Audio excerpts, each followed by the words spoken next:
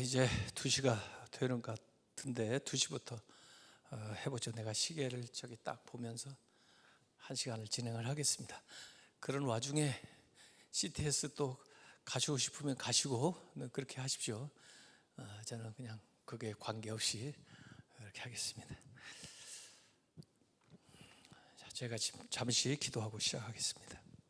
아버지 하나님, 우리 목신원 이 과정에서 주의 사역을 준비하는 우리 모든 사역자들에게 성령으로 함께 하셔서 주님의 능력을 받게 해주시고 또 주님이 직접 지도하시는 인도함을 따라서 이 과정을 잘 할 수 있도록 도와주셔서 저희들 받은 사명을 생명 다 바쳐서 또 사랑으로 잘 감당해 나가는 모든 우리 동역자들이 될 수 있도록 인도하여 주시옵소서.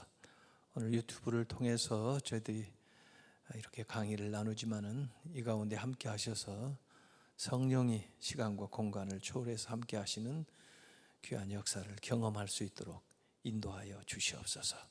예수님의 이름으로 기도하옵나이다. 아멘.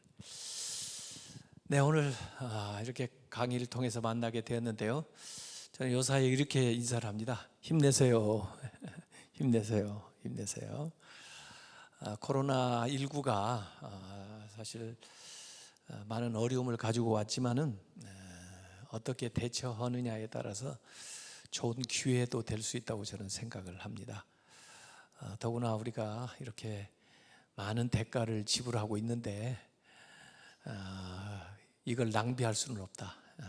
그래서 오히려 대가를 지불한 것 이상으로 더 많은 것들을 우리가 배우고 또 활용하고 또 종래에는 우리가 더 성숙해서 더 많은 것을 거둘 수 있는 기회가 되어야 우리가 당한 일들을 그냥 손해만 나고 지나지 않는다, 저는 그렇게 생각을 하고 있습니다. 특별히 이제 코로나19 상황이 우리의 신앙생활의 패턴을 많이 바꿔주는 것 같아요. 이를테면 이제 모이는 교회에서 흩어지는 교회로, 또 더불어 함께 하던 영성에서 홀로 하나님과 더 깊이 있게 만날 수 있는 그런 방면으로 우리를 인도하면서 그동안에는 교회 중심, 주일 중심, 목회자 중심의 신앙생활을 했다면은 이제는 일터에서, 가정에서 또 우리 모두가 왕 같은 제사장으로서 현장 속에서의 신앙생활을 실천하는 신앙의 생활화 쪽에 좀 더 강조점을 두는, 그래서 어찌 보면은 우리 주변 사람들하고는 좀 이렇게 교제가 좀 약화된 면이 있지만은 오히려 하나님하고 더 깊이 있게, 저는 그걸 딥 컨택트, 더 깊이 있게 만나는 그런 계기가 되었으면 좋겠다. 그래서 그동안 우리 한국교회가 양적인 성장을 추구해 왔다면은 이번 기회를 통해서 질적으로도 성장하는 그런 기회를 가져야 되겠다는 생각을 하는데요. 제가 기독교 윤리학을 전공한 사람으로서 이 질적인 성장을 꾀하려면은 우리가 이 가정에서나 일터에서나 세상에서 믿는 자다운 삶을 살아가는, 그래서 예수 그리스도를 믿어 하나님의 자녀 될 뿐만 아니라 예수님처럼 사는 예수님의 제자된 삶을 살아야 된다. 우리가 구원받은 건 예수님의 은혜로, 예수님의 십자가의 공로로 구원받은 거 아니에요? 근데 거기에서 끝나면 그 은혜가 값싼 은혜가 될 수 있습니다. 그래서 보네파가 얘기한 대로 제자된 삶을 살아야 우리가 받은 은혜가 값진 은혜가 되는 거죠. 그래서 이 목회적인 패러다임이 굉장히 바뀌고 있고, 또 따라서 우리가 사역을 할 수 있는 기회들도 이전보다 더 많이 확장되었다, 이렇게 생각을 합니다. 그래서 기존의 사역만 생각하면 모여서 예배하고 또 담임 목사 일로서 설교하고 이렇게 신방하는 걸로 생각하면 왠지 이제 목회 사역이 축소된 것 같은 생각이 들 수 있지만 오히려 이번 기회를 통해서 이전보다 사역이 굉장히 이제 개발되게 되는데 우선 인터넷을 우리가 더 많이 활용하게 되고 또 그 사이버 공간을 통해서 시간과 공간을 초월해서 다각도로 많은 사람들에게 접촉할 수 있는 그런 기회가 생겼다고 보고, 물론 교회에 모이는 충성스러운 멤버십이 아니라도 그 온라인상에 그 교회에서 제공해 주는 컨텐츠를 이제 우선 구독해서 보는 사람들, 낮은 단계의 그 멤버십이라고 볼 수가 있는데 그런 분들이 더 많이 확장됐다 이렇게 생각을 할 수가 있습니다.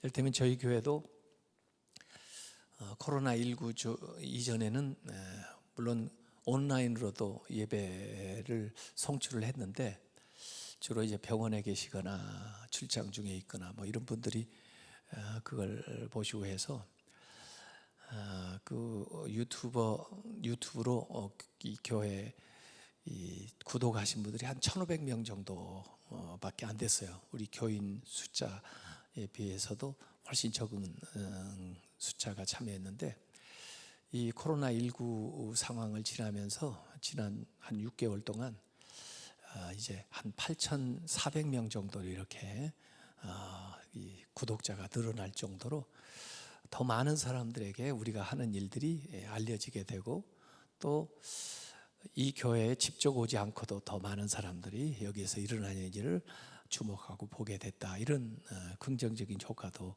있는 것이거든요. 그래서 이 코로나19 이 상황에 우리가 어떻게 잘 대처하느냐에 따라서 우리의 사역이 좀 더 활성화될 수 있다 이렇게 생각하는데, 전통적인 방식의 사역만 생각하지 말고 좀 더 우리가 다양한 방식으로 그 사역을 전개해 나가야 된다 이런 생각하고, 특별히 이제 담임 목회만이 아니라 각 분야의 그 전문가들이 같이 팀을 이루어 가지고 팀 목회하는 방식으로 사역이 좀 더 확장되어 나가야 되겠다 이런 생각을 합니다. 그래서 지금 목신원에서 이제 연구하고 공부하고 있는 우리 동역자들도 기본적인 우리의 목회 사역을 잘 해야 되지만 그 외에도 자기의 전문 분야, 또 이전에 잘 하고 있었던 것들을 어떻게 이런 상황에서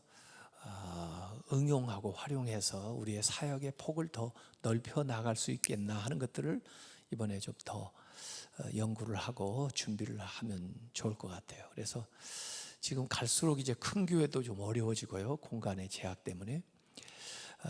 그리고 작은 교회는 더 어렵죠. 개척교회 더 힘들고.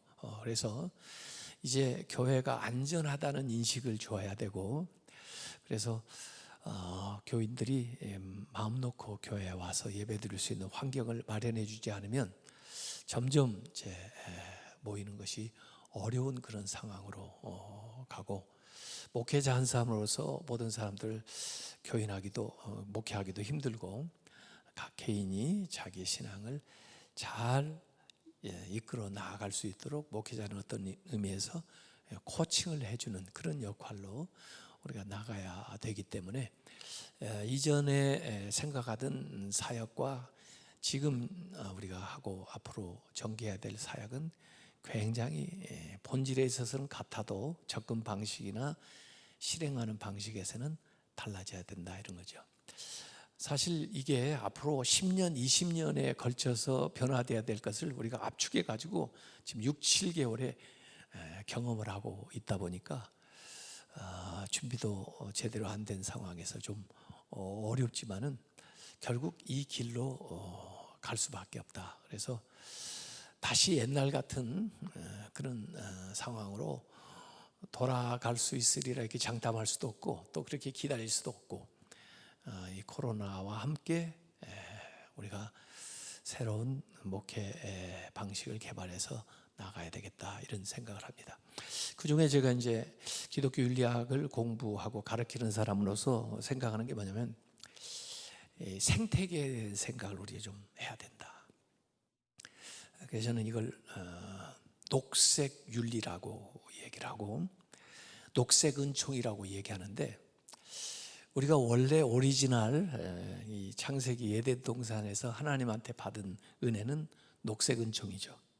근데 그 녹색 은총을 우리가 훼손하고 또 그것을 제대로 관리하지 못함으로 인해서 망가진 것들이 여러 가지 모습으로 우리 인간에게 다시 다가오죠.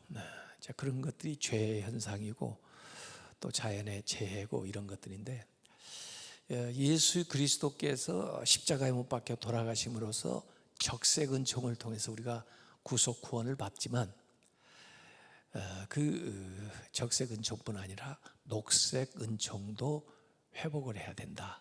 그래서 지금 어떤 면에서 보면은 이 코로나19도 자연 생태계가 우리에게 들려주는 회개하라, 회개하라, 회개하라 하는 그 메시지라고 볼 수가 있어요. 그래서 그동안 우리가 살아왔던 방식에 대해서 다시 한번 뒤돌아보고 그리고 회개하고 새롭게 시작하는 계기를 마련해야 된다는 거죠. 무슨 이런 자연재해나 어려움이 오면 두 가지로 우리가 반응을 해야 돼요. 우선은 내 스스로는 why 하고 물어야죠. 왜 나한테 이런 재난이, why, 왜 우리한테 이런 재난이. 그래서 그 기회에 회개하고 반성하고 돌이키는 시간을 삼아야 되고, 이제 나 밖에 다른 사람을 향해서는 how라고 물어야죠. 어떻게 그 어려움을 당한 사람하고 함께 할 건가? 어떻게 내가 다른 사람에게 도움이 될 건가? 어떻게 내가 사회적으로 책임 있는 행동을 할 건가? 이렇게 해서 이것이 잘 조화롭게 진행이 돼야 된다고 봐요. 말하자면 욥기를 가만히 봐도 욥이 고난 당하잖아요. 근데 사실은 신비스러운 일이기 때문에 누구도 알 수 없어요. 하나님 외에는. 그렇지만 그것에 대해서 반응하는 방식에 있어서 욥의 친구들은 자꾸 욥을 탓하잖아요. 심지어 정죄하는 방식으로. 그건 좋은 태도가 아니죠. 욥의 친구로서는 how, 어떻게 이 고난당한 어려운 당한 사람과 함께 할 건가 이렇게 물어봐야 되고, 욥은 자기에 대해서 자꾸 이 얘기를 하니까 거기에 항변하느라고 그렇게 얘기를 했지만 사실은 욥 자신은 스스로에게 물어봐야 되는 거죠. 그래서 그 기회에 본인도 참 훌륭하게 잘 사셨지만 더 나아지는 그런 계기를 삼는다면 얼마나 좋겠어요. 그래서 이 코로나19가 어떻게 와서 어떤 식으로 누가 주관하고 그런 거에 대해서 우리가 확정적으로 얘기할 수 없는 신비스러운 영역에 속한 게 많이 있지만, 그러나 우리 신앙인들은 이런 기회에 자기를 성찰하고 회개하는 기회로 삼아야 되고, 또 다른 사람에 대해서는 우리가 할 수 있는 일들을 같이 하면서 도움이 되도록 또 위로가 되고 격려가 되고 다시 일어설 수 있도록 이렇게 사회적인 책임을 감당하는 것이 우리의 도리라고 생각이 됩니다. 그래서 이 코로나19는 자연 환경적인 이런 재해라고도 볼 수가 있는데, 우리가 살아왔던 방식에 대해서 좀 다시 성찰해 보자. 그래서 지금 우리 생명의 띠로, 생명의 사슬로 온 인류가 이렇게 다 엮어 있다는 것을 이번에 우리가 알게 됐잖아요. 그래서 다른 사람이 나하고 다 관계되어 있고 전 세계 사람들이 이렇게 다 이웃처럼 엮여 있다는 것을 우리가 알게 되고, 그래서 모두 다 자신만 건강하는 게 아니고 다른 사람들을 위한 어떤 책임도 감당해야 된다 하는데, 이게 인간뿐 아니라 자연 생태계와도 전부 연결됐다는 것을 우리가 이번에 배우게 되는 겁니다. 그래서 원래 하나님이 우리 인간에게 주셨던 자연 만물을 잘 돌보고 또 다스리는 이 청지기적인 그런 사명을 우리가 그동안 제대로 했는가 하는 것에 대한 반성을 해야 되고, 그래서 우리의 이웃의 개념, 우리의 가족의 개념이 예수님도 좀 확장해서 얘기하신 것처럼 우리는 자연 생태계까지 확장을 해서 이런 것들을 어떻게 우리가 돌보는 사역을 할 수 있을까? 그래서 저희 교회는 세월호 사건이 일어났을 때부터 매월 생명운동을 하나씩 했어요. 왜냐하면 우리 사회 생명력이 약화됐기 때문에 이런 사건과 사고가 일어났다. 이것을 예방하고 또 그 희생된 분들의 그 희생을 헛되이 하지 않는 길은 이걸 통해서 우리가 교훈을 받고 삶의 방식을 바꾸는 거다 해서 그때 시작한 이제 운동이 지금까지 계속되고 있는데 매월 한 가지씩 생명운동을 했습니다. 첫 달에는 그걸 했어요. 음식 남기지 않기 운동. 먹을 만큼 가져가고 가져간 음식 다 먹자 하고 캠페인을 했어요. 그 다음 달에는 이 산에 또 자연을 돌보는, 그래서 우리는 그걸 자연신방이라고 하는데 사람만 신방할 게 아니라 자연도 신방하자. 그래가지고 쓰레기 봉지 가지고 이 동네 다 함께 돌자, 동네 한 바퀴 돌아다니면서 담배꽁초나 이 쓰레기를 줍는 거예요. 그걸 한 달 내내 했더니 종로구청에서 아예 쓰레기 봉지를 한 통을 우리한테 보내왔더라고요. 이런 식으로 해서 에너지 전략하는 운동이라든지 또 우리가 그래서 지붕에다 교회 태양열 발전기를 설치를 했습니다만은 뭔가 교인들이 또 교회 올 때 대중교통을 이용하는 운동이라든지 이런 자연과 함께하는, 그래서 우리가 이전에는 꼭 사람들과의 관계, 하나님과의 관계에서만 죄를 얘기했는데 이제는 자연 생태계를 훼손하는 것도 죄다, 재활용하지 않는 것도 죄다. 죄에 대한 항목이 더 많아져요. 또 덕목, 우리가 쌓아야 될 덕목 가운데 생태학적인 덕목도 필요하다. 그래서 아까 에너지를 전략하는 거라든지 또 자연을 잘 돌보는 거라든지 그런 것들도 우리가 갖춰야 될 덕목이다, 이런 생각들을 하게 된 거죠. 그래서 이번 코로나19 이 사태를 우리가 마주치면서 제가 볼 때는 전 세계적으로 강제적 안식을 얻게 됐다고 봐요. 안식해라, 안식해라, 안식해라. 하도 안식을 안 하니까 하나님이 그냥 강제적으로, 그것도 전 우주적으로 그냥 우리 지구상에 있는 모든 존재가 한꺼번에 안식을 딱 강제적으로 하게 된 거예요. 근데 그러고 보니까 이 사람의 왕래가 좀 잦아들고 또 탄소 배출량도 줄어들고 이렇게 되다 보니까 자연 생태계가 회복되고 있다잖아요. 전 생명의 입장에서 보면 인간들이 물론 지금 고통을 당하고 있지만 어떤 면에서 과거에 인간 때문에 인간 외의 존재들이 자연이 많은 고통을 당하고 있는데도 우리가 모르고 살았는지도 몰라요. 근데 이번 기회를 통해서 이런 것들이 힐링되고 회복되고, 이런 차제에 우리 인간들도 그동안에 탐욕스럽게 개발하고 빨리 계속 이렇게 성장 이런 식으로 양쪽으로 추구하던 것들을 좀 잠시 멈춰서 그동안에 우리가 살았던 삶의 방식에 대해서 반성하고 나갈 수 있는 기회가 되면 얼마나 좋겠나, 이렇게 생각해요. 그래서 지금 이렇게 강제적인 안식을 주었는데도 그냥 쉬지를 못하고 그렇게 막 바쁘게 돌아다니는 사람 보면 이해가 좀 안 돼요.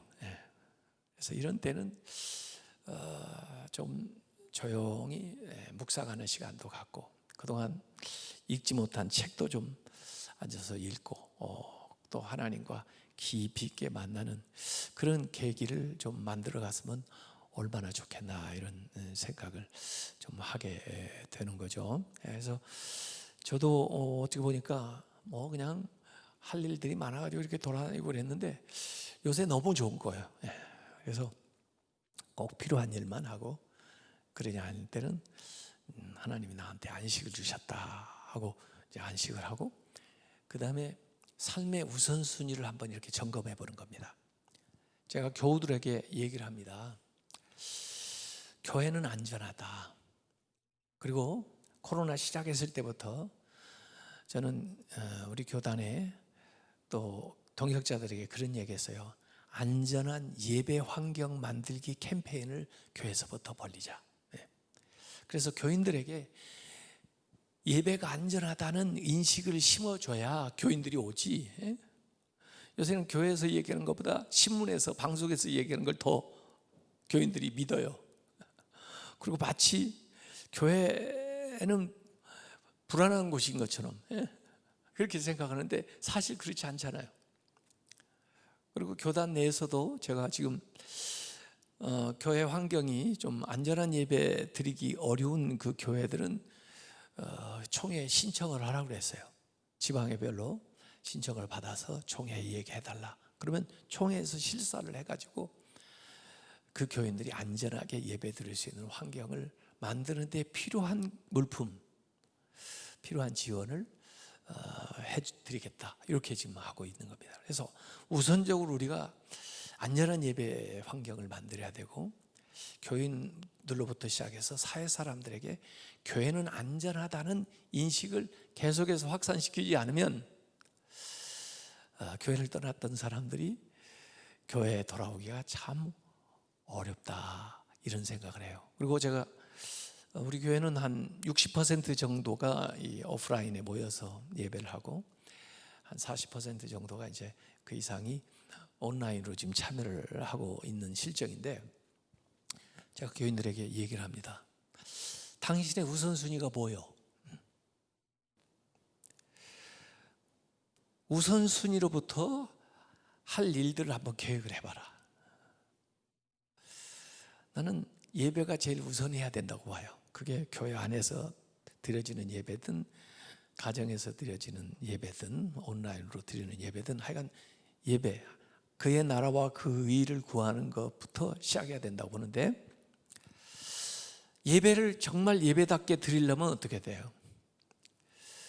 일주일 생활을 잘해야 돼요. 가지 말아야 될 곳 가지 말아야 되고, 위험한 곳 가지 말아야 되고, 감염 위험이 있는 것은 절제를 해야 돼요. 그래야 예배를 제대로 드릴 거 아니에요? 그래서 교인들에게 내가 예배 드릴 몸인데 월요일부터 생활 조심해야지. 그래야 이번 주일에 내가 가서 예배를 제대로 드리지. 그러지 않으면 불안해서 어떡하나. 이렇게 사실 우리가 예배라는 게 그렇거든요. 주일에 드리는 예배가 정말 일주일 생활에 그 준비를 통해서 성결한 심령, 또 하나님이 주신 물질 이런 것들을 가지고 나와서 예배 드리는 거거든요. 그래서 예배, 주일에 드리는 예배만 예배가 아니고 그 예배를 준비하는 일주일의 생활 자체가 예배가 돼야 되거든요. 그래서 우리가 정결한 삶을 살기를 노력을 해야 되고, 하나님이 원치 않은 일 하지 않도록 해야 되고, 가지 말아야 될 곳 가지 말아야 되고, 이렇게 해서 예배 드리는데 우리가 초점을 두고 삶의 우선순위를 이렇게 정돈을 하면은 훨씬 더 짜임새 있는 인생을 살지 않겠나, 이런 생각을 하는 거죠. 그래서 이번 기회에 나는 교인들이 그걸 한번 좀 연습해봐라. 그래서 주일에 드리는 그 예배가 소중하니까 그 예배를 잘 드리기 위해서 나머지 일상생활을 잘 돌아봐서 건강하게 안전하게 할 수 있는 일들을 하고, 그래서 주일에 와서 드리는 예배 자체가 은혜가 되도록 그렇게 해야 되겠다는 생각을 하고 있습니다. 자, 저는 요새 한국 기독교가 이 신뢰도가 계속 떨어져 가지고요. 이 신뢰도가 떨어지면은, 대외 신뢰도가 떨어지면은 우리가 하는 말이나 행동이나 모든 것들이 효과를 발휘하지를 못해요. 이 신뢰도라고 하는 것은 마치 은행에 있는 잔고와 같아 가지고, 신용, 크레딧이라고 하죠. 은행에 잔고가 많으면 그만큼 나도 편안하고, 또 내가 뭘 얼마큼 쓰려고 할 때 그걸 꺼내 쓸 수가 있는데, 은행의 잔고가 바닥나면 모든 행동에 제약이 있는 거예요. 내가 말하는 것이 또 신뢰가 없는 거예요. 그래서 신용도가 얼마냐가 굉장히 중요한 것처럼 이 교회도 신뢰도가 중요합니다.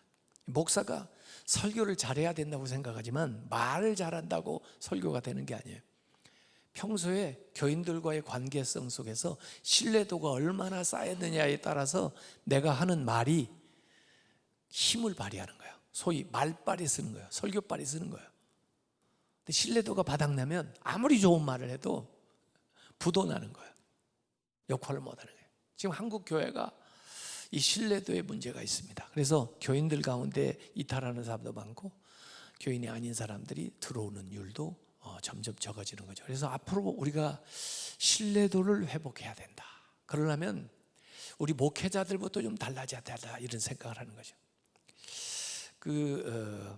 커뮤니케이션 이론에 이런 게 있어요. Messenger is message. 메신저가 메시지다. 메시지 내용은 이 메신저가 결정하는 거예요. 같은 말을 해도 누가 했느냐에 따라서 그 말의 힘이 달라지는 거예요. 그래서 내가 이 목회하는 교회라면 교인들과의 평소의 관계성 속에서 신뢰도를 많이 쌓아놔야 적은 말을 하더라도 큰 능력이 나타나는 거죠. 그래서 이 신뢰도를 높이려면은 우리가 세상적으로 보면은 윤리적인 삶을 살아야 돼요.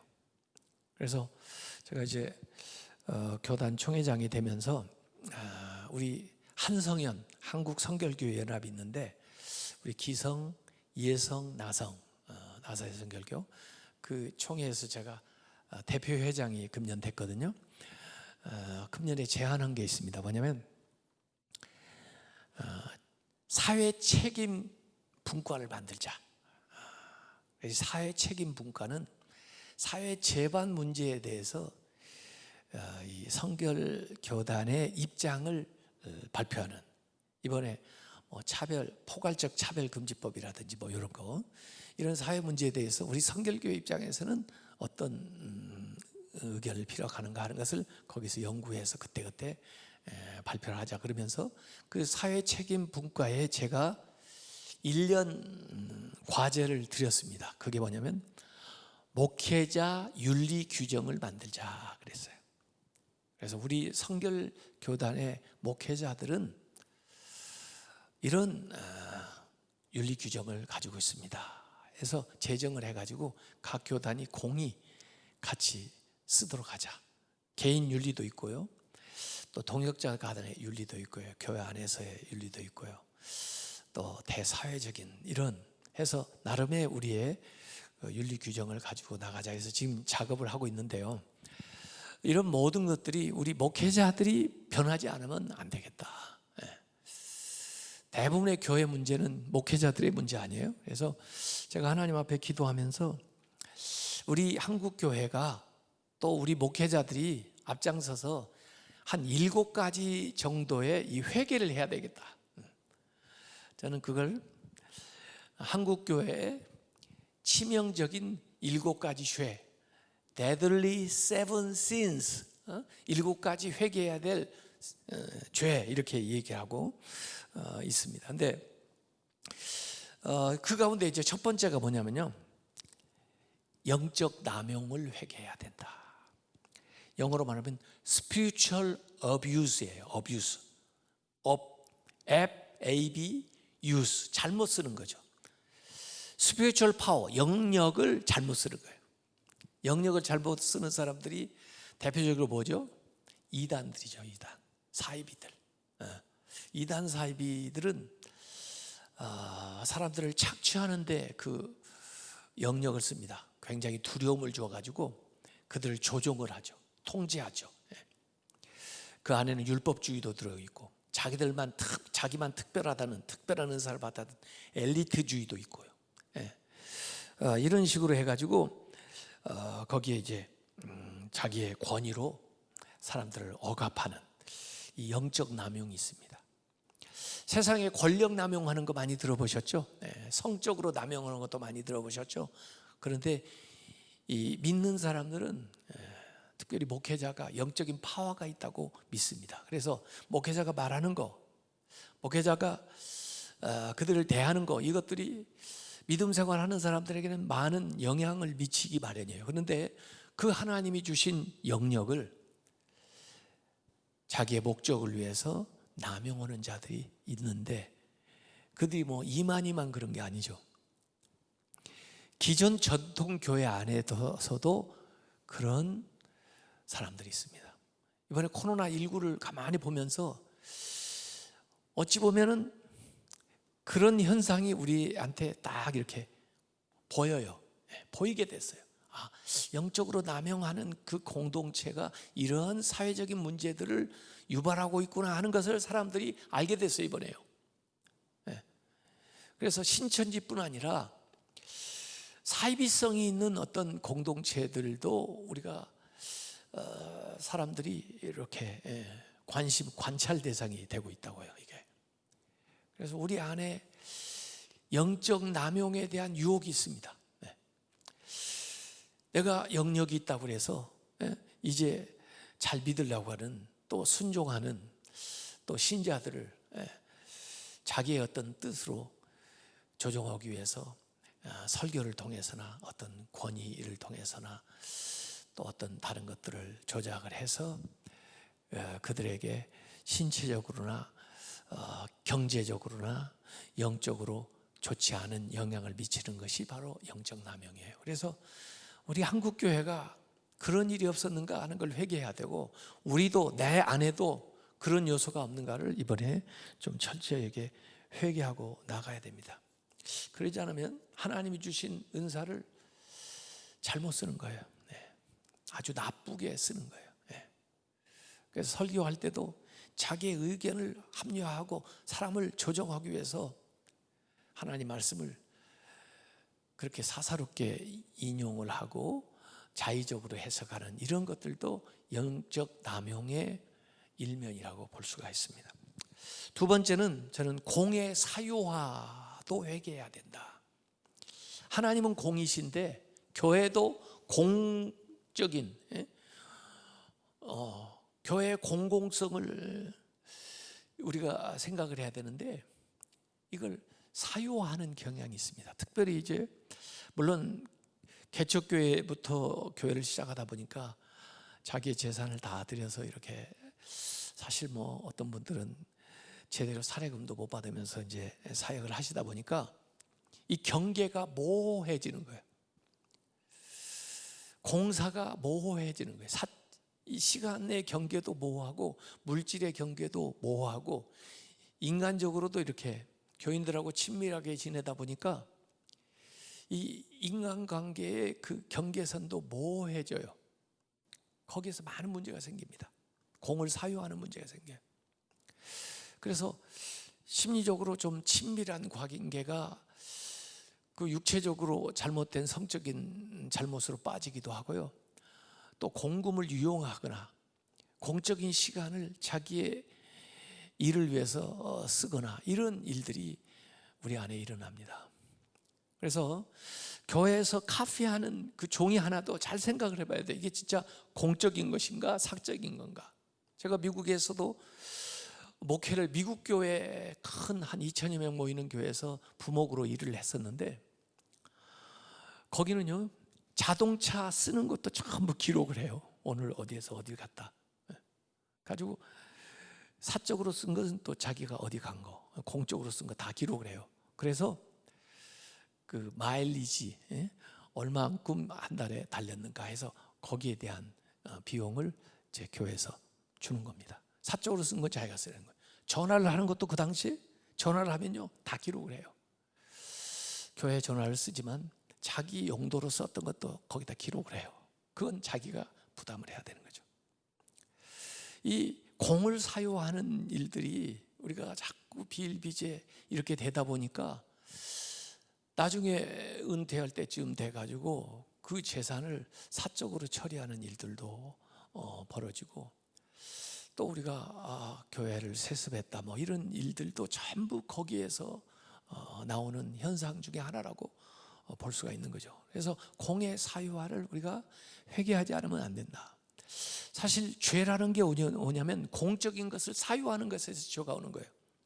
선악과도 공인데 그걸 사유하면서 죄가 들어왔고, 하나님은 공이신데 가인이 하나님을 독점하려고 하다 보니까 아벨을 죽이게 되고, 하나님이 그 여리고 성에 큰 승리를 주셨는데 이건 거룩한 전쟁인데 그 여리고 전쟁의 전리품을 사적으로 아간이 취하면서 이 성스러운 전쟁을 아주 탈취하는 전쟁으로 만들었기 때문에 아이성에서 패배를 하게 되는 거 말이에요. 홈리와 비누아스의 범죄도 공을 사유하는 것입니다. 그래서 굉장히 무서운 죄다, 이걸 우리가 생각을 해야 되고요. 출애굽기에 도적질하지 마라 하는 계명이 7계명이 주어졌었는데, 사실 출애굽 공동체를 가만히 보면은 그 당시는 사유재산이 없던 시대예요. 공동체가 소유하고 있는 거예요. 도적질하지 마라를 요새 개념으로 해석을 하면은 마치 사유재산을 보호해 주는 것처럼 얘기를 하지만, 원래 오리지널한 의미는 공적인 것을 사유하지 말라는 거예요. 그래서 이 공의 것을 이 사유하는 죄들을 범하는 것이 그 첫 번째 그 십계명의 그 도적질하지 말라는 것의 뜻입니다. 근데 초대교회 공동체를 가만히 보면은요, 어려운 사람, 힘든 사람들이 모여가지고 살을 공유하는 역사로 일어나요. 그게 성령의 역사예요. 자기 걸 자기 것이라 하지 않고 내놔. 그래서 나눠요. 부족한 사람들이 있는데 풍성히 해줘요. 오병이의 이적도 그렇고요, 전부. 그래서 성령의 역사는 뭐냐? 살을 공유하는 거예요. 사탄의 역사는 뭐냐? 공을 사유하는 거예요. 근데 물질만 공유하는 것이 아니고 우리의 생명까지 공유해야 됩니다. 그래서 예수님의 생애가 공생애예요. 왜 공생애입니까? Public life. 예수님의 삶조차도 모든 사람을 위해서 내어놓으신 거예요. 죽음조차. 공적 삶이죠. 우리가 이게 사역자로 부름을 받아서 주의 종이 된다는 건 뭐냐면 공생애를 살라는 거예요. 공생애. 물질뿐 아니라 우리의 시간, 우리의 삶 자체가 공적인 삶을 살라는 거죠. 그래서 이걸 사유화했던 이 현상들을 우리가 지금 회개해야 된다 하는 것이 제가 두 번째 이야기하고자 하는 것입니다. 세 번째는 좀 비슷한 거지만 신앙생활의 사사화를 회개해야 된다. 신앙생활의 사사화. 현대교회가 쇠퇴하는 이유가 몇 가지 있습니다. 그게 뭐냐면 상업화되면서 또 고립화. 교회가 세상에서 이렇게 고립돼서 개토처럼 이렇게 고립된 거. 그리고 사사화입니다. 신앙생활이 공적인 영역에서 표현되질 않고 우리의 믿음이 삶에서 증명되질 않고 사사로운 영역에만 믿음이 머물러 있어요. 마치 취미생활처럼. 그래서 주일에 한번 와서 예배드리고 또 자기 개인적인 기도하고 그런 것으로 신앙생활을 다한 걸로 생각을 하는 게 이게 신앙의 사사화입니다. 우리가 믿는 사람들이 자기의 삶의 영역에서 표현이 돼요. 이번에 300명 국회의원 중에도 크리스찬이 120명이 된다는데, 그분들이 국회 영역에서 자기의 믿음을 표현한다면, 자기의 믿음을 그 국회에 자기 하는 일을 통해서 증명을 해낸다면 얼마나 대한민국이 달라지겠어요. 그런데 지금 크리스찬들이 옛날보다 훨씬 더 많아졌는데도 3.1 운동 때나 그때는 적은 수요의 사람들이었지만 그들이 공적인 영역에서 자기의 믿음을 증명을 했는데, 지금은 믿음이 전부 공적인 영역에서 벗어나가지고 아주 사사로운 영역에 머무르고 있습니다. 그래서 힘이 없는 거예요. 힘을 발휘하지 못한 거예요. 왜 우리는 교인들을 그렇게 가르쳤나? 왜 교회만 모이라고 가르쳤나? 그런 교회들이 지금 힘들어요. 왜 목사에게만 순종하는 것이 신앙생활하는 걸로 가르쳤나? 그게 좀 위기에 처한 거예요, 지금요. 교회에서는 물론 훈련을 받고 모여서 서로 교제하면서 힘을 얻은 다음에 나아가서 실제 신앙생활을 월요일부터 금요일까지, 토요일까지 가정에서, 일터에서 실천해 나가도록 가르쳐야 됩니다. 그래야 이 땅을 변화시키고 세상의 빛이 되고 세상의 소금이 되지. 언제 예수님 우리 소금덩어리가 되라, 빛덩어리가 되라 그랬습니까? 세상의 빛이 되라고 그랬고 세상의 소금이 되라고 그랬는데, 그래서 이 신앙의 사사화를 회개해야 된다. 너무나 신앙이 이 사적인 영역에만 머물러 있었던 거, 공적인 영역에서 표현되지 못했던 거, 내가 하는 일을 통해서 살아내지 못했던 것들을 우리가 회개해야 된다 하는 것을 저는 생각을 하고 있습니다. 우리가 너무 고립되어 있다 보니까 우리들만 통용되는 말, 우리들끼리 나누는 이런 것에 너무 치중해 있다 보니까 우리에게 주어진 사명을 제대로 감당을 못하고, 마치 그 산 위에서 신비스러운 경험을 한 제자들에게 예수님이 산 밑으로 내려가자 그러는데 그냥 산 위에만 머물러 있고 싶어 하는, 그 은혜 받으면 다 신학교 올라오고 그러죠. 그리고는 신앙 믿음 생활 잘하는 사람들은 사회에서 왠지 그 활기를 잃어버린 것 같은, 이것이 우리 현재의 문제다. 이걸 고쳐야 된다. 네 번째는요, 침묵 과다 신드롬을 회개해야 된다. 침묵 과다 신드롬. 제가 서울신학대학교 교수하다가 여기 서울중앙지방에 이제 목회를 하러 와가지고 보니까 매일 모임에 오라는 전화가 와요. 어디 가는 무슨 일도 많고요, 어디 수련회도 많고요. 내가 가만히 보니까 그것 따라다니다가는 목회를 못 하겠더라고. 그래서 그 전화가 나한테 무슨 소리로 들리냐면, 목회하지 마라, 목회하지 마라, 목회하지 마, 왜 목회하려고 그래? 그런 얘기로 들리더라고요. 산에 가는 모임, 가서 축구하는 모임, 가서 탁구 치는 모임, 또 세미나라고 이름을 붙여놓긴 했는데 가서 며칠씩 그냥 느슨하게, 물론 쉬는 것도 필요하기는 하지만 이런 모임들이 너무 많아요. 목회자만 그래요? 교인들도요. 이름은 전도회, 남전도회, 여전도회인데 친목 모임이 너무 많아요. 전국 단위의 친목 모임도 많고 교회 단위의 모임도 너무 많아요. 우리끼리. 이걸 저는 침묵 과다 신드롬이라고 하는 거예요. 우리가 크리스천 펠로우십이 필요하긴 하지만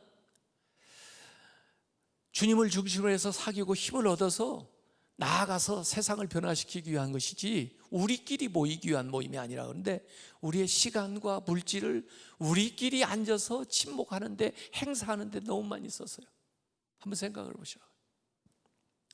저는 지금 코로나19 이게 와서 참 다행이라고 생각을 하는 면이 있어요. 제가 원래 총회장 될 때 총회 안에서 하는 행사들 다 줄이려고 그랬어요. 그런데 제 혼자 줄이려고 한다고 해서 줄여지나요? 근데 지금 코로나19가 와가지고 하고 싶어도 못하는 거예요 지금. 그래서 총회장이 주관하던 행사들도 전부 안 하고 그 비용을 지금 전략해가지고 교회 재활성화 기금으로 지금 쓰기로 했어요. 그래서 좀 자립의 의지가 있고 자립할 만한 교회들을 선정해서 그들이 자립할 수 있는 수준으로 전폭적으로 지원하는데 그 기금을 쓰자, 그렇게 해서 국내선교위원회 그다음에 목회 코칭하는 분들하고 같이 해서 그걸 지금 선발해가지고 집중적으로 지원해 주자고 지금 하고 있거든요.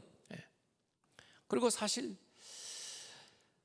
저는 지금 신앙 고백서 발간하는 거라든지, 지금 서울신학대학교에 우리 박물관, 교회 역사 박물관을 만든 거라든지, 홀리클럽 학생들, 우수한 사람들 집중적으로 선발해서 앞으로 키워내는 이런 것들이요, 행사를 안 하기 때문에 생겨나는 재원들에 가지고 할 수 있는 일들이에요, 이게. 근데 실제로 이게 미래를 준비하는 일이고 실제로 우리의 인프라를 까는 일이라고요. 우리가 그런 일에 사실은 힘이 생기는 대로 주력을 해야 되는데 그동안 너무 침묵하는 데 시간도 많이 쓰고 물질도 많이 쓰느라고 하나님이 주신 소중한 자원들을 너무 많이 낭비했다고요. 그래서 이제라도 거품을 싹 좀 걷어내고 원점에서 시작해가지고 꼭 필요한 것만 하자고요. 꼭 필요한 것부터 이렇게. 그래서 저는 뭐 교회 안에서 모임을 전혀 하지 말라고 하는 것이 아니고 우리가 친교를 넘어서 이제 친목으로 가버리고 있기 때문에 우리끼리 사귀는 친목 활동이 너무나 많기 때문에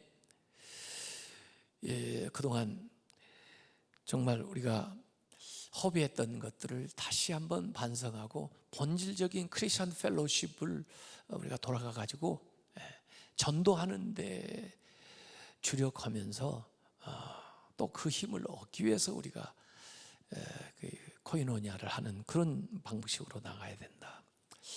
다섯 번째는 공로자 신드롬을 회개해야 된다. 공로자 신드롬. 우리 한국교회가 20-30년 만에 막 이렇게 부흥을 하면서요 공로자들이 많이 나왔습니다. 개척 공로자도 있고요 부흥 공로자도 있고. 근데 그분들이 자기의 공로를 자꾸 주장을 해요. 그리고 결국 은퇴할 때 공로금까지 받으려고 하는 분이 있어요. 이게 비기독교적인 거 아니에요? 원래 종교개혁의 정신이 뭡니까? 공로가 아니라 은혜. 은혜로 구원받을 뿐만 아니라 내가 사역하는 것도 은혜. 하나님이 나에 주신 은혜, 기회. 하나님께 영광 돌려야 되는데 어느덧 이 짧은 시기에 한국교회가 이렇게 부흥을 하면서 다 공로자가 되어버린 거예요. 그래서 공로를 많이 세우신 분이 나중에 은퇴하시고도 계속해서 그 공로에 대한 대가를 받느라고 그 교회를 이제 망가뜨리고 있는 거예요. 이런 현상을 보는 겁니다. 우리가 지금 공부하는 사람들은 의식을 가지고 정확하게 봐야 돼요. 그래야 우리가 다르게 만들 거 아닙니까? 그래야 희망이 있을 거 아닙니까? 그래서 나는 이 공로자 신드롬에 바울도 내가 된 것은 하나님의 은혜다. 예수님도 명령을 다 행한 후에 무익한 종이라 저는 해야 될 일 했을 뿐입니다. 이렇게 얘기를 하고 그랬는데 전부 이 세상에서 자기 상을 받으려고 하는 사람들이 많아져 버렸어요. 우리가. 그래서 한국교회가 은혜를 공로로 바꿔버리고 감사해야 될 걸 권리로 여기고 주어진 직분을 지위로 여기고 동역자들을 경쟁자로 여기고 사역을 사업으로 만들어버리는 이 변질시키는 일을 계속해 온 겁니다. 그래서 소위 성공한 목회자들, 큰 교회 짓고 많이 모이게 하면 목회에서 성공이 어디 있습니까? 그래서 나는 그래도 된다는 의식이 이 공로를 세우신 분들 마음속에 좀 있는 것 같아요. 그래서 보상 심리가 있는 거예요. 나한테는 나는. 그런데 저는 제가 기독교 윤리학을 공부하면서 할 수 있지만 하지 않는 윤리가 필요하다 이런 얘기를 계속 학교에서 가르칠 때도 했는데, 왜냐하면 이 유전자 연구가 계속 발전해가지고 심지어 인간 복제할 수 있는 수준으로도 갈 수 있고 AI 기술도 그렇고요. 모든 이 과학 기술 이런 것들이 정말 윤리적으로 통제하지 않으면 안 되는 그런 상황에 와 있습니다. 할 수 있다고 다 해버리면 큰일 납니다. 스스로 책임의식을 가지고 할 수 있지만 하지 않는 윤리를 가지고 있는 게 인간이에요.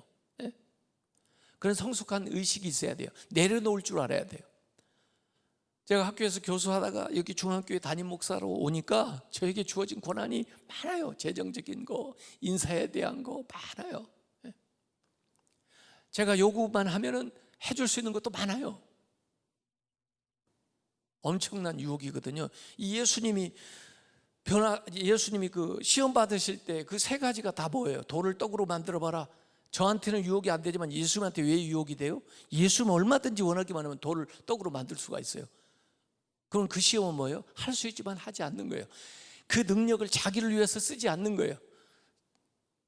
그 높은 곳에서 뛰어낼 수 있어요, 예수님. 그러고도 하나도 상하지 않을 수 있다니까요. 할 수 있지만 안 한다니까요. 전부 유혹이 할 수 있는 것을 통해서 우리에게 유혹이 옵니다. 거기에 대한 결단은 할 수 있지만 하지 않아야 돼. 그런데 할 수 있으면 모든 걸 다 하려고 그래. 이러니까 문제가 생기는 겁니다.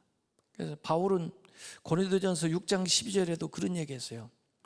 모든 것이 내게 가하나 다 유익한 것이 아니요. 자기가 할 수 있지만 주의 영광을 위해서 내려놓겠다고 그랬어요. 우리가 그런 게 필요합니다. 그러지 않으면 하나님이 주신 많은 것들을 잘못 쓰게 되는 거죠. 그래서 공로자 신드롬을 우리가 회개해야 된다. 그 다음에 6번째는 송사 신드롬을 회개해야 된다. 바울이 고린도 교회에서는 교회에 막 송사 문제가 있으니까 야, 너희들 가운데 지혜 있는 자가 그렇게 없냐?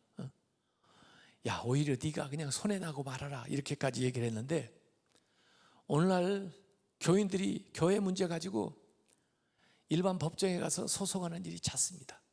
그래서 세상 사람들로부터 조롱을 받아요. 아, 이거 왜 장로님, 왜 목사님 여기 오셔서 그러세요? 교회에서 해결 못 하세요? 이렇게. 우리가 세상을 심판하게 될 건데 세상 사람들한테 이렇게 조롱거리가 돼요. 그래서 기독교 화해중재원을 만들어 가지고 전 대법관 이름 출신 분들이, 크리스찬들이 모여가지고 화해 조정을 해주겠다 해서 대법원에서도 그 조정 심사에 대한 권한까지 다 부여받았는데도 거기로 가지를 않습니다. 거기 가면 양측을 잘 화해 중재해서 일을 매듭지게 할 텐데 꼭 남한테 벌을 주려고 그러는 거예요. 그래서 거기를 안 가요. 양측이 다 동의를 해야 거기서 해주지, 한 측만 가고 한 측이 안 가면 할 수가 없던 거죠.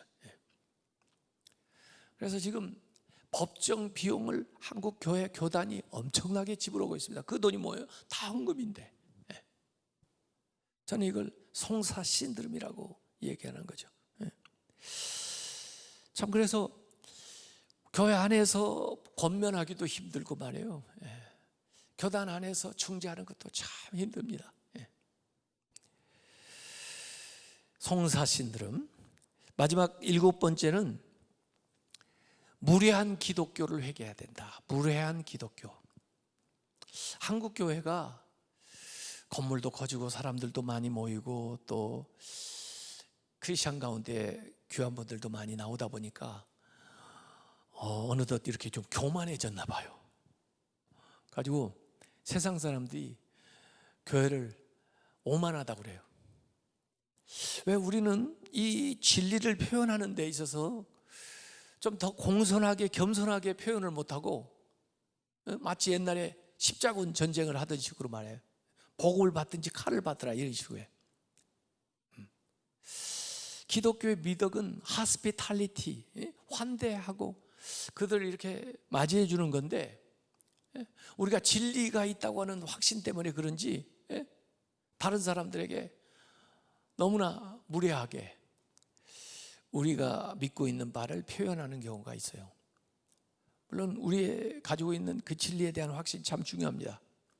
그러나 그것을 다른 사람에게 설득해 나가는 과정에는 겸손해야 되고 또 인내가 있어야 되고 또 그들이 받아들일 수 있는 방식으로 시간을 두고 접근을 해야 되는데 너무나 급한 거예요. 그래서 정죄부터 하고 그리고는 그냥 배척부터 하고 그래가지고 마치 기독교가 그 다른 사람들이 볼 때는 독선적인 그런 그룹인 것처럼 인식이 주어집니다. 그렇다고 해서 제가 무슨 상대주의로 가라, 다원주의로 가라 그런 건 아니지만은 사랑은 무례에 행치 않는다고 그랬잖아요. 그래서 정말 우리가 가지고 있는 진리를 표현하는 방식에 있어서 기독교적인 환대가 필요하고 기독교적인 교양이 필요하다는 거예요. 그래서 다른 사람들과 소통하고 교류하는 가운데 우리가 확신하는 것들을 그들에게 감동이 가도록 그렇게 전해줄 수는 없을까, 이런 생각을 하게 되는 거죠. 지금은요 21세기 오면서 지도자에게서 굉장히 중요한 게 이 도덕성입니다. 청문회 지금 하고 있잖아요. 장관만 될래도 청문회 주로 윤리성을 검증을 하는 거거든요. 교회 지도자가 되려면 이 도덕성을 갖춰야 됩니다. 물론 도덕성만 갖춘다고 되지는 않지만 기본적으로 도덕성을 갖춰야 돼요. 거기에다가 영성을 갖춰야 돼요. 근데 제가 가만히 보니까 이 도덕성하고 영성이 21세기 리더에게 필요한 자질인데, 그 도덕성과 영성을 한꺼번에 가지고 있는 게 성결입니다. 성결. 우리가 거룩성을 지니게 되면 그 성결 안에는 영성하고 도덕성이 함께 들어있어요. 그래서 21세기를 선도할 수 있는 자산이 이 성결에 들어있어요. 성결한 신자가 되자는 거예요. 포괄적 차별금지법 또 많은 논란이 있습니다. 왜 동성애 인정을 안 해주냐? 동성애 또 여러 종류의 가정들을 허용하는 게 왜 그렇게 나쁘냐? 여러 가지 얘기하시는 분도 있는데, 우리가 추구하는 삶은요 거룩한 삶입니다. 성결한 삶. 구원받는 중생에서 머무르는 게 아니고 끊임없이 우리의 이 믿음, 우리의 삶이 변화되고 성장하고 성숙해서 성결한 삶, 거룩한 삶을 살아가는 거예요. 마치 그 고멜이 호세아하고 은혜로 그렇게 생활을 했어도 결혼을 했단 말이에요. 은혜를 받았죠. 근데 결혼 자체가 목적이 아니에요. 행복한 결혼 생활을 해야 되거든요. 그런데 그 은혜를 받았음에도 불구하고 고멜이 어떻게 생활했어요? 거룩한 생활을 못 하잖아요. 옛날로 돌아가잖아요. 그럼 불행한 결혼 생활이죠. 왜 우리가 불행한 신앙 생활을 합니까? 하나님 앞에 우리가 정말 하나님이 원래 우리를 부르신 그 목적에 합당하게 신앙 생활을 하려면 성결한 삶을 살아야 됩니다. 그래서 저는 우리 신앙 생활하는 사람은 행복하게 사는 것보다 거룩하게 살아가는 것이 더 인생의 원초적인 목적이라고 생각해요. 나는 행복하기보다 거룩하기를 원합니다. 주님이 나를 부르신 목적이 그렇다고 보는 거죠. 그래서 최소한 세상적인 윤리의 차원에서 봤을 때도 이런 차원은 뛰어넘어야 된다 말이죠. 그래야 우리가 거룩한 삶에 근접하지, 그 윤리적으로도 못 살고, 그래서 결국 법에 저촉되는 그런 신앙생활하고 사역자가 된다면 어떻게 우리가 다른 사람들을 인도하고 구원하겠습니까? 그래서 이제는 윤리목회다. 그래서 우리 스스로 돌아봐서 정말 하나님 앞에 또 사람들 앞에 본이 되는 예수님의 제자된 그런 삶을 살아가면서 이제 선한 영향력을 우리가 확장해 나가야 질적으로 우리가 달라질 거고, 우리 신자들도 이 코로나19와 함께 또 코로나19 이후에 세상을 선도할 수 있는 훌륭한 신자들이 될 수 있다, 이런 생각을 합니다. 오늘 특강 같이 해주신 거 감사하고요. 사역의 하나님의 은혜가 늘 함께 하시기 바랍니다. 힘내세요. 힘내세요. 힘내세요. 이것으로 마치겠습니다. 질문이 있었어요. 제가 할 얘기는 끝냈고, 혹시 지금 유튜브로 또 저기로 강의 듣고 질문한 거 있으면 제가 받겠습니다. 질문 지금 해도 좋습니다. 여기 출석하신 분들 다 나오네요. 좋아요.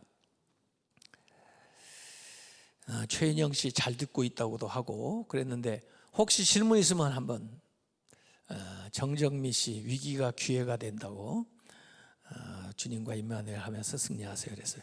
질문 있으면 한번 올려보세요. 채팅창에.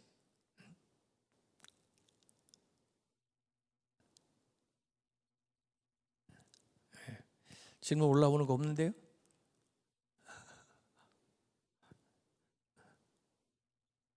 여기 누가 하나 손자경 씨 신방 전도사 사역하는데 주로 방문하는 것 주로 하는데 요즘은 방문을 잘 못하고 있습니다. 전화로 신방하지만 앞으로 신방 전도사 사역을 어떻게 하면 좋을까요?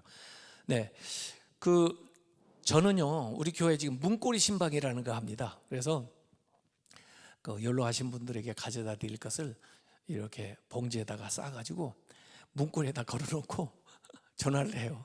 제가 거기 문고리에 걸어놨습니다. 그럼 어떤 분은 나오기도 해요. 그러면 거기서 서가지고 잠시 좀 떨어져서 기도해 주기도 하고 그럽니다. 그리고 현재 우리 교회 구역은요 카톡방을 같이 공동으로 열어가지고 교역자가 그 담당 교역자가 그 카톡방에 들어가서 관리를 하고 있습니다. 그런데 주일 말씀 들은 것에 대한 질문을 올리고 거기에 대한 나름의 적용을 한 것들을 거기다 올려서 그분들이 구역 예배에 출석한 것으로 출석 보고를 하게 합니다. 그렇게 해서 구역 예배가 현재 이루어지고 있고요. 제가 지난주에는 교회에 그런 얘기했습니다. 교회가 안전합니다.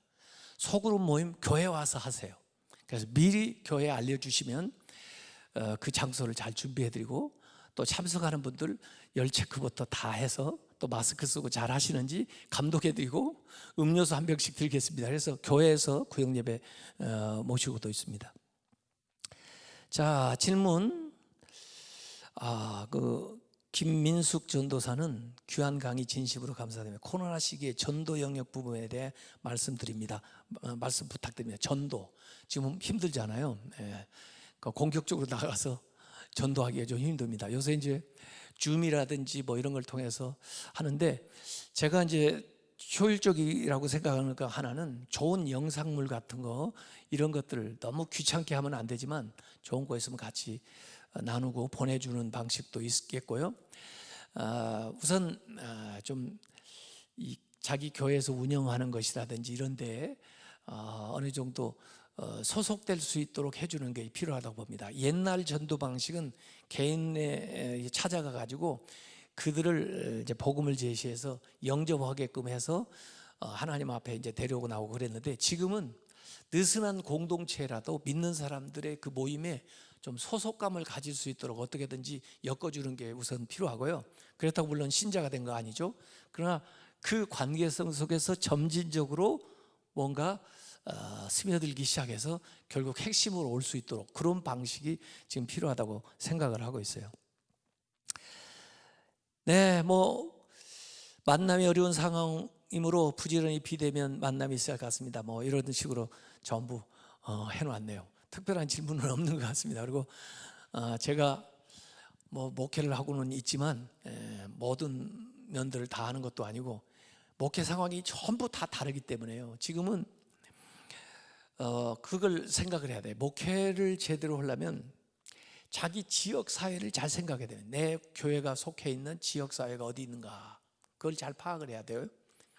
그래서 저는 제가 속해 있는 곳에서 얘기를 하고 있기 때문에 이게 여러분에게 적용이 안 될 수도 있어요. 왜? 다른 공동체, 다른 생활 수준을 가지고 있는 사람들이 모여 있는 공동체일 수 있으니까 지역 사회 잘 파악하시고요. 그 다음에 교회 전통을 잘 생각해야 돼요. 저 같으면 우리 교회 114년 된 오래된 교회입니다. 어떤 교회는 개척교회도 있을 거고요. 그 교회 부임해 나간 그 교회의 특성을 잘 파악해야 돼요. 그 구성원들의. 그것도 전통이 있기 때문에 그 나름의 것들을 잘 살려가면서 해야지 그 안에서 갈등을 일으키면 안 됩니다. 지역사회 잘 파악하시고 그 교회의 전통 그걸 잘 파악하시고 그 다음에 나의 은사를 생각해야 돼요. 하나님마다 각각 주신 은사가 달라요. 제가 가진 은사 다르죠? 여러분의 은사가 다릅니다. 저처럼 하려고 해서는 안 돼요.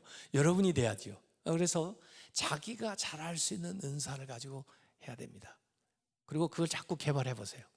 그럼 폭이 넓어질 수도 있고 또 더 전문화될 수 있고 앞으로 저는 팀 목회해야 된다고 생각하는 사람입니다.